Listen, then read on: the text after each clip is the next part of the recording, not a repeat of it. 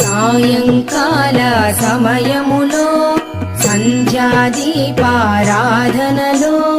వచ్చును తల్లి మహాలక్ష్మి, వచ్చును తల్లి వరలక్ష్మి. కాళ్లకు గజ్జెలు కట్టింది, మెడలో హారము వేసింది, పిలచిన వెంటనే పలికింది, అడిగినదంతా ఇచ్చింది.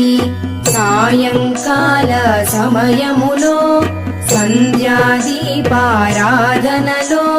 వచ్చును తల్లి మహాలక్ష్మి, వచ్చును తల్లి వరలక్ష్మి.